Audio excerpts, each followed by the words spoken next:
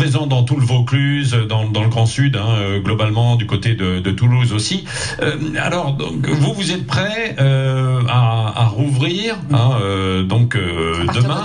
Comment ça va se passer? Alors, il y a des jauges également pour aller dans les concessions?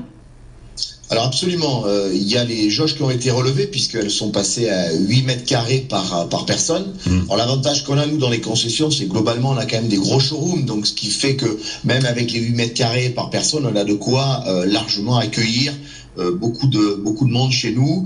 Toutes les conditions sanitaires, parce que je pense qu'effectivement les consommateurs sont quand même préoccupés par ces conditions-là. Donc nous on a un plan de continuité d'activité qui a été mis en place. On a un référent Covid qui est en place, qui fait que tout est fait pour que les gens qui viennent nous rencontrer soient en totale sécurité. Ils peuvent être sereins. Oui, et puis ça a changé, Christophe Cyril, quand même aussi, la façon de consommer ou d'aller acheter en fait la voiture. On se renseigne beaucoup dans un premier temps en amont sur Internet, etc. Et ensuite, on vient pour aller à un acte de conseil et puis peut-être d'achat derrière dans les concessions, quoi.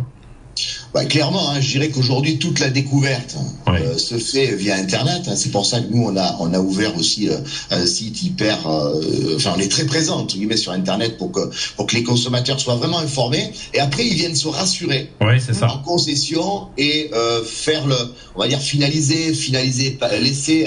Ils montent dans la voiture, ils essayent leur voiture et à partir de là après ils concrétisent. L'idée aujourd'hui, le consommateur, c'est comme ça qu'il a envie de fonctionner. Mais les incertitudes liées à la crise économique, est-ce que ça va avoir un impact, j'imagine, quand même un peu sur les ventes de voitures, non?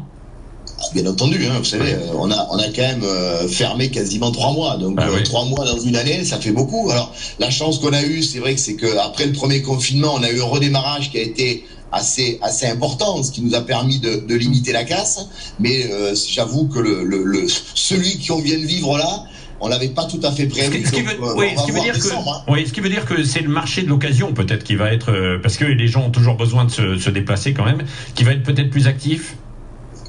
Écoutez, ça va dépendre un petit peu de deux choses. La première, c'est quel va être le comportement du consommateur par rapport aux aides qui existent aujourd'hui sur les voitures électriques et les voitures hybrides.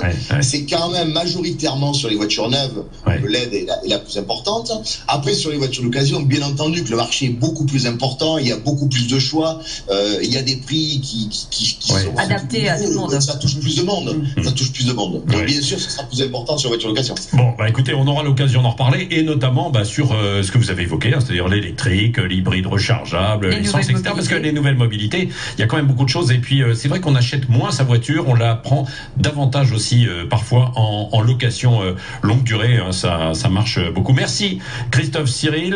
On vous laisse aller vous préparer pour ce week-end du côté du côté du Vaucluse, du côté de Toulouse, etc. Et on croise les doigts pour vous. En tout cas,